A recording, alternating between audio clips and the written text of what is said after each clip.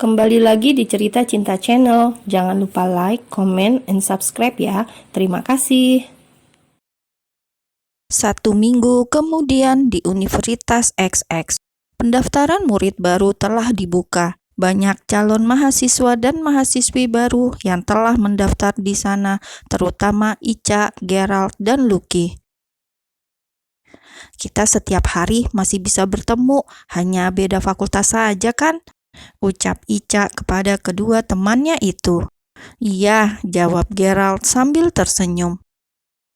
Sepertinya kalian berdua akan menjadi mahasiswa populer di tahun ini, Ica berucap sembari memperhatikan sekelilingnya, di mana para senior ataupun calon mahasiswi yang nampak curi pandang ke arah kedua temannya.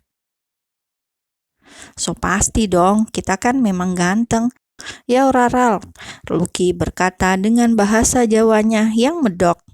Gerald hanya memutar kedua bola matanya dengan malas menanggapi ucapan Lucky yang super narsis. Andai ada Anaya di sini, pasti seru banget, Ica mengeluh sambil menghela nafas panjang. Gerald menepuk pundak Ica dengan pelan. Dia pasti akan kembali bersama kita, ucap Gerald dengan penuh keyakinan. Sedangkan Anaya sendiri yang masih berada di rumah sakit Amerika dan saat ini baru selesai menjalani fisioterapi pasca kecelakaan. Anaya, kamu merasa lebih baik? Tanya Aiden kepada putrinya yang duduk di kursi roda. Kini mereka sudah kembali ke ruang rawat Anaya, sedangkan Gwen membeli makan siang di restoran di dekat rumah sakit. Anaya mengangguk dan tersenyum tipis. Keadaan sudah jauh lebih baik dari sebelumnya.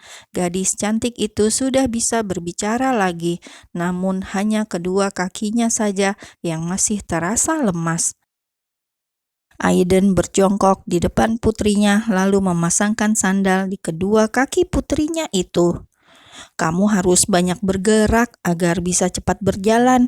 Ingat kata dokter tadi, jika kamu minggu ini sudah bisa berjalan, kemungkinan besar kamu bisa melanjutkan pengobatanmu di Indonesia, ucap Aiden mendongak menatap putrinya yang terlihat sendu. Kenapa kamu menangis? Apakah kamu tidak senang pulang ke Indonesia? Tanya Aiden yang kini menggenggam tangan putrinya dengan penuh kehangatan. Aku takut, lirih Anaya. Bayangan saat dirinya dibuli melintas di benaknya. Ada Dedi yang akan melindungimu. Aiden semakin mengeratkan genggamannya pada tangan Anaya. Ingat kata-kata Dedi, jangan pernah terlihat lemah, tampar dan bungkam mereka dengan kelebihanmu. Kamu adalah anak yang cerdas dan mempunyai banyak bakat. Kamu spesial sayang.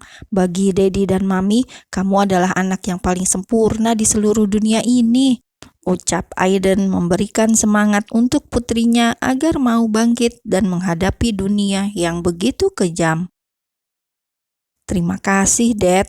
Air mata Anaya luruh dan membasahi pipinya. Kemudian memeluk leher ayahnya dengan sangat erat, menumpahkan tangis dan kesedihannya di bahu pria yang sangat disayanginya. Aiden menepuk lembut punggung putrinya beberapa kali hingga putrinya itu merasa tenang. Jangan bersedih lagi, Dedi akan selalu di belakangmu untuk selalu menjagamu. Aiden mengurai pelukan tersebut, lalu ia berdiri dan mulai mengajak Anaya untuk berlatih berjalan. Gwen memasuki ruang rawat putrinya sembari membawa tentengan paper bag di tangannya.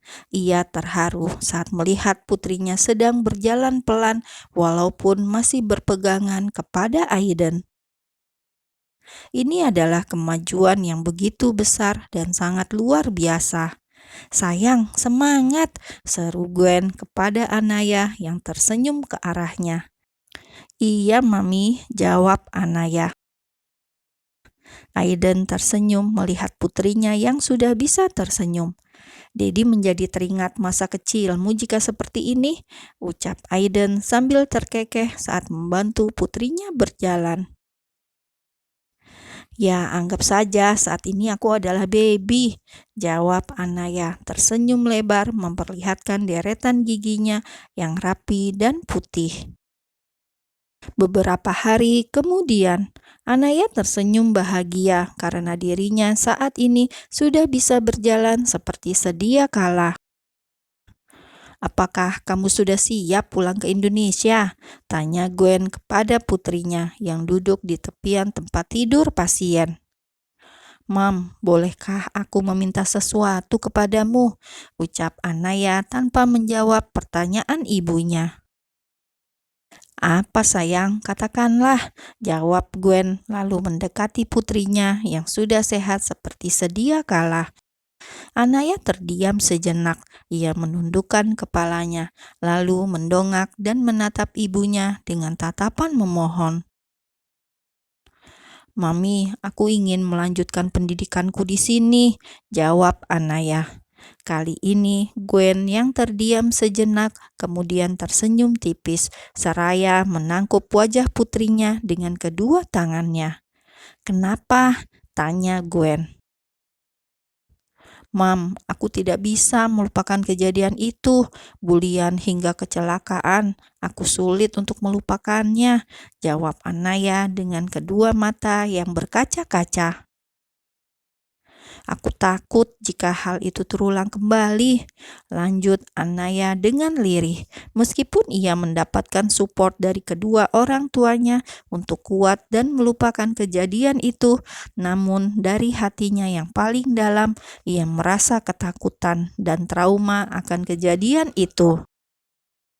Gwen memahami perasaan putrinya. Tentu Anaya merasa sulit untuk melupakan kejadian mengerikan itu yang sudah membuat putrinya mengalami kecelakaan dan koma selama 3 bulan lamanya.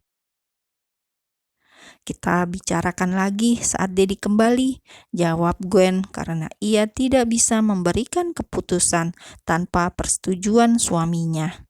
Anaya mengangguk dan tersenyum tipis. Aiden sudah kembali ke rumah sakit setelah seharian berada di apartemen untuk melakukan rapat virtual dengan direksi perusahaannya. "Selamat malam sayang, hari ini kamu terlihat jauh lebih baik. Maaf, Dedi baru kesini karena hari ini pekerjaan Dedi sangat banyak," ucap Aiden saat memasuki ruang rawat putrinya. Ia berjalan mendekati putrinya, lalu mengecup kening Anaya penuh kasih sayang. "Tidak apa-apa, Dad, ada Mami yang menjagaku," jawab Anaya mengulas senyum yang sudah terbaring di atas tempat tidur. "Kalian sudah makan? Dedi membawa pizza dan burger untuk kalian." Aiden mengangkat paper bag yang ada di tangan kanannya.